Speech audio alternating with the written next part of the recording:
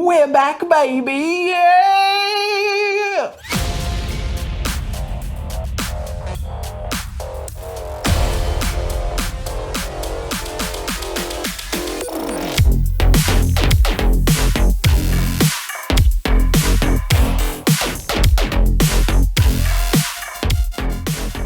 What up, Wargamers? Welcome back to the channel. I'm your host, Stos, and today we are here to just say, I'm back! I'm back. First video of 2024, and it is just to let you guys know that everything is all right. It's just been a bit of a slow start to the year. I actually had a bunch of viewers reach out to me on my socials and whatnot, being like, hey, Stos, you okay? It's been a little while.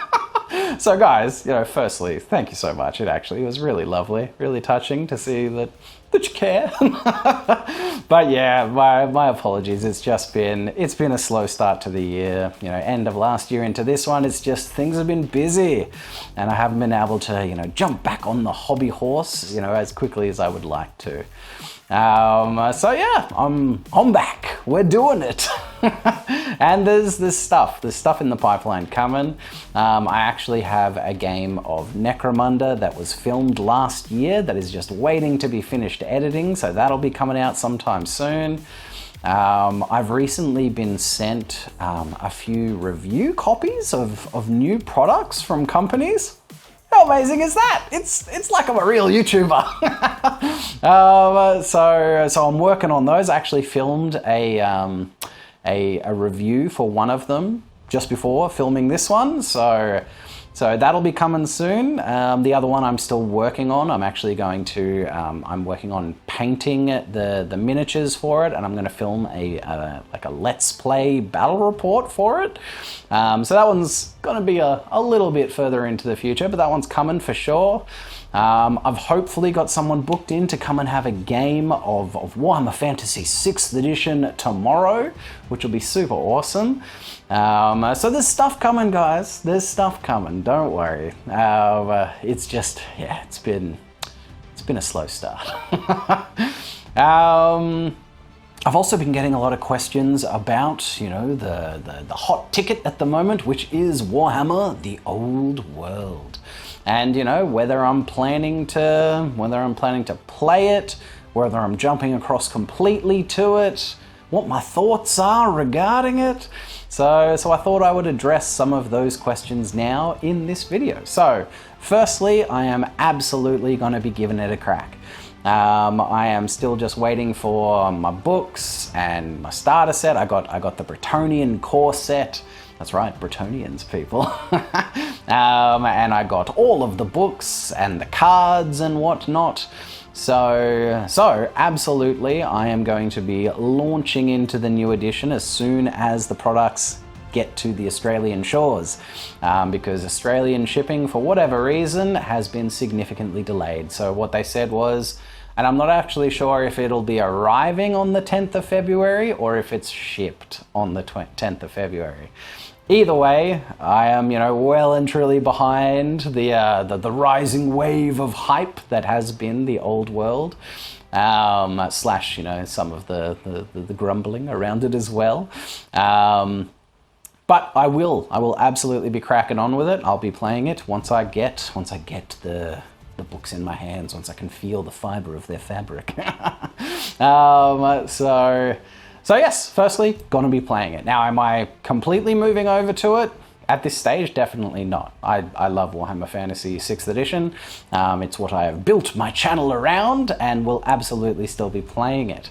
I don't even know if I'm gonna like this new edition as of yet. But to be honest, from what I've seen of the rules, it looks good. It looks solid. Do I have gripes? Of course I do, but I think it would have been absolutely impossible for them to have, given me the perfect edition without me having gripes. Even if they literally just repackaged 6th edition and gave it to me, I would have gripes, because frankly, I've got some gripes with 6th edition.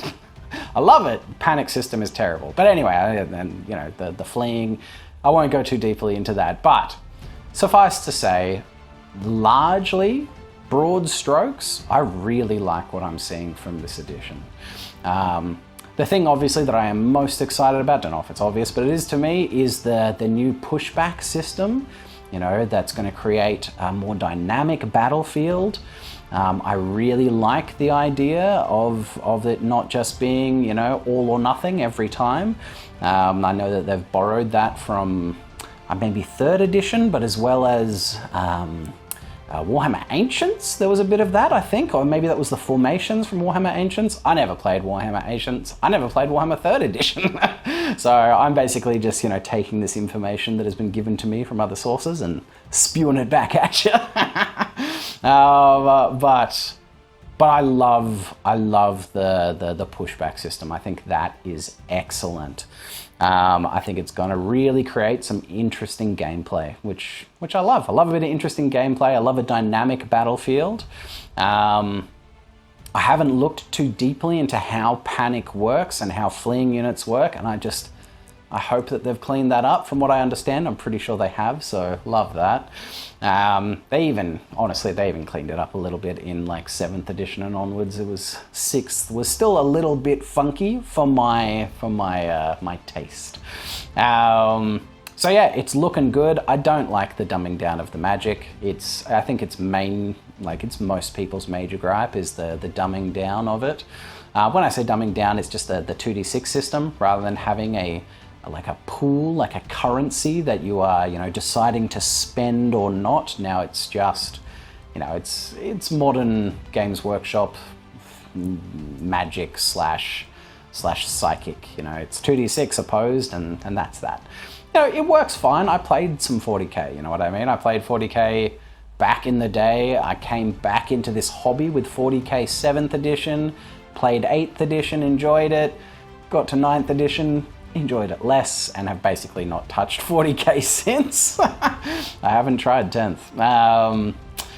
But yeah, so the dumbing down, just the straight 2d6 roll, I don't like that. I enjoy having a currency, you know, a pool of resource to spend or not. I enjoyed the mini game of Magic, whether it be cards from 5th edition or the dice pools of, you know, 6th, 7th, and 8th. I liked that mechanic. Now, in saying that, you know, the other stuff that they've done with Magic, the fact that it's being sprinkled throughout the phases and it's actually quite different. In that, I actually quite like it. I think that's kind of cool. There's aspects to that I'm like, that's actually really interesting. I love that they haven't dumbed down the game in almost any other place. Like, in fact, they've added complexity, which is great. Taking, you know, strength and, you know, how much it negatives your armor or AP away from the equation, separating those two things, I think is fantastic. Again, it just like allows for variation and intricacies, which is really cool. You know, it's obviously going to take a bit to get my head around because Warhammer Forever has been strength 4, -1, and then so on and so forth. But that's not something that they changed that I was like, bro, why did they change that? I was like, that's actually really interesting. That can, you know, create some interesting model dynamics. And, you know, unit-to-unit model dynamics is something that I really enjoy. Taking, you know, the +1 for being mounted, the +1 to your armor save from being mounted away. Initially, I don't like the sound of that because 3-up Bretonnian Knights doesn't sound great. But in saying that, you know, there is less AP across the board as well, from what I understand, because it's not just tied to that strength anymore. And generally speaking, you know, things that should be penetrating armor do, other stuff, not so much. I don't love that pre-measuring's back, but I kind of always knew it was. And in some ways, I actually don't mind it. Again, played 40k, played with pre-measuring, and it's fine. And played with, you know, random charge lengths, and it's fine. And honestly, you know, the kind of cherry picking that they've done from other systems, and, you know, a bit of like Warhammer Armies Project in terms of how far units charge and how that works, looks really good. It looks a lot better than how it was working in 8th edition. You know what I mean? You know, infantry charge the kind of distance that it feels, you know, relatively right for an infantry unit to charge. And cavalry are, you know, consistently outcharging them, as it should be. But, you know, occasionally it allows, you know, if you've put yourself on a bit of a, ooh, it's, you know, it's not guaranteed. Occasionally, if you roll the dice incorrectly, if you roll the dice and they come up bad, it's going to allow some interesting counter charges. In the same way that if you know, didn't eyeball your charge perfectly in 6th edition and you were putting yourself, and it's close, and it turns out you're just a little bit out, you're leaving yourself open for that counter charge. But now, you know, everyone just kind of knows how much danger they're in, which I do like. I like, you know, and I imagine it will kind of stop a little bit of the standoff that could happen. I mean, I suppose it still could, but that's something that I noticed a lot when it was just set charge lengths, you know, 8 inches versus 8 inches. It can create these really annoying and boring standoffs where people are just like inching towards each other the tiniest little bit, trying to like not be in charge range, but not charge. And I don't like that. I hated that aspect of the game. And whenever someone was kind of playing like that, I would basically just be like, all right, well, look, if you're not going to do it, I will. I'll move into charge range. Let's fight. I'm not playing the who gets the charge game for turns on end, because it's boring to me. And with random charge lengths, I think that does address that problem a bit, which is good. I was holding out for hope that, you know, there would be random charge lengths, but no pre-measuring, because, you know, that is something that has been done. So Necromunda, for example, is a perfect example of that. A modern Games Workshop game where there's no pre-measuring, but there's still a random charge length. You know, you get your movement plus D3 in Necromunda. And I was like, okay, they've set that precedent. That's an old game that's been, you know, made in new. Maybe they'll do it with fantasy. There'll be no pre-measuring, still random charge lengths. You know, your movement plus whatever, and you go for it. And honestly, I think I would have preferred that. It would still make things like artillery more interesting, but well, it is what it is. Pre-measuring's back, that is a thing. Artillery, though, has been, you know, reduced significantly in effectiveness from like 8th edition, for example, which I think is really important. Something that nobody was talking about when the base size change thing got released was what's going to happen to templates. Are there going to be new templates brought out to you know, adjust for the fact that bases are bigger, or are they going to stay the same? How is that going to work? And I think, you know, while keeping pre-measuring in, I think they address that quite well by the fact that base sizes are getting bigger, which means less models under the template. Boom. And unless you are directly under the template now, you know, directly under the dot, everything else is hit on a 4+.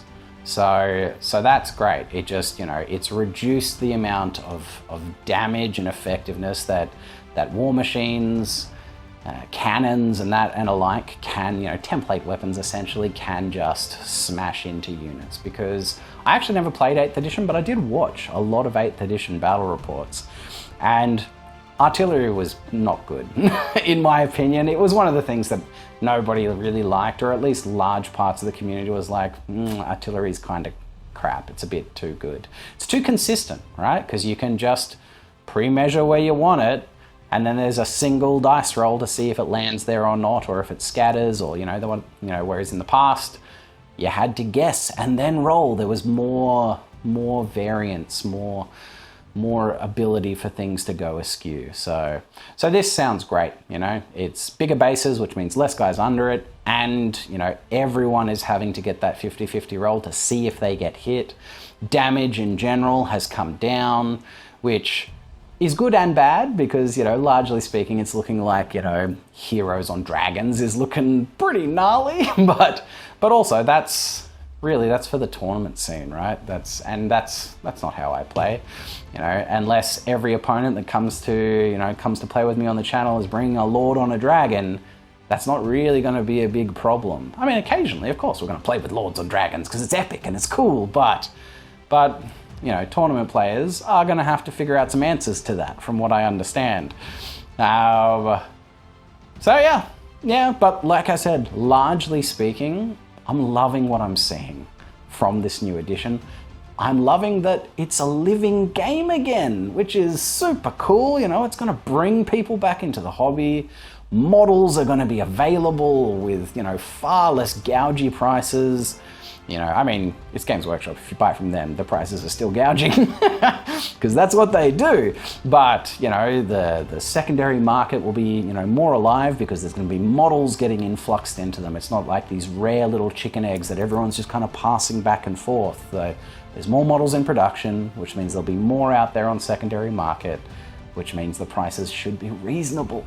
So love that so much. I'm super keen to get stuck in and give it a crack.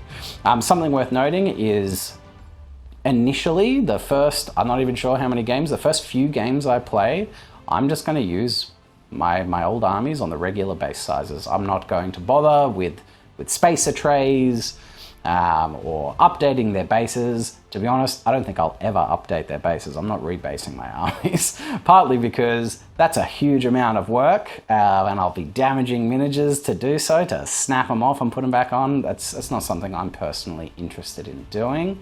But, you know, in the long term, spacer trays, base adapters, that kind of stuff, absolutely. That's an easy fix to this problem, and allows me to stay backwards compatible with older editions, which is fantastic. And I think that's kind of the general consensus within the community, largely speaking, is that, or at least anyone that's continued to play, you know what I mean, after the death of fantasy, if they've continued to play, they're not super keen to just completely convert their old miniatures to this new edition.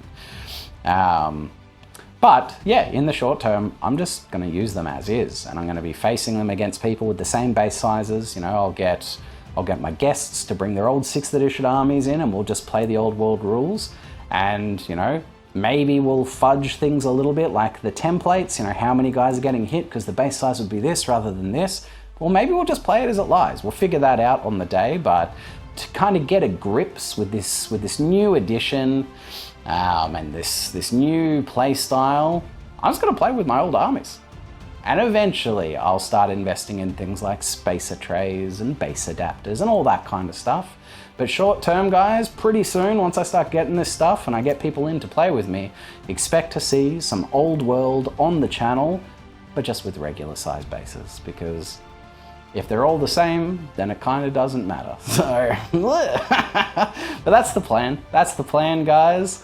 So yeah, there it is. That's what's happening. It's, you know, it's onwards into 2024.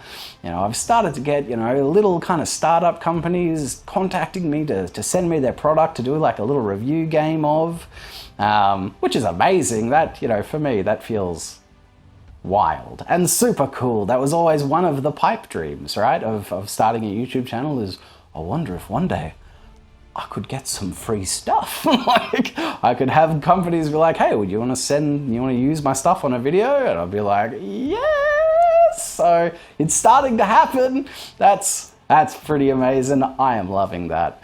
So yeah, expect some videos on those coming up. Hopefully this game tomorrow will go through and get filmed, and then that'll be coming out. I'm going to finish editing that game of Necromunda, Game 5 in the Descent into Darkness campaign with me and Maddie B. But there it is. There it is, guys. If you enjoyed this video, if you enjoy watching my channel and you're stoked to see me back, smash a like on the video, guys. It's good to be back. It was starting to become a bit of a weight on me, being like, I'm not doing anything, I'm not producing anything, but I'm really busy, and so it feels good to be back in the saddle, back on doing it for you guys. So yeah, if you enjoy it, if you're happy I'm back, smash a like on the video. If you are not subscribed, consider subscribing, guys. You know, just clicking that little button is one of the easiest way to just help the growth of this channel. As I grow subscribers, it's just going to keep pushing me out to other people, you know, the great algorithm, which I have been, you know, ignoring, and it's mad with me.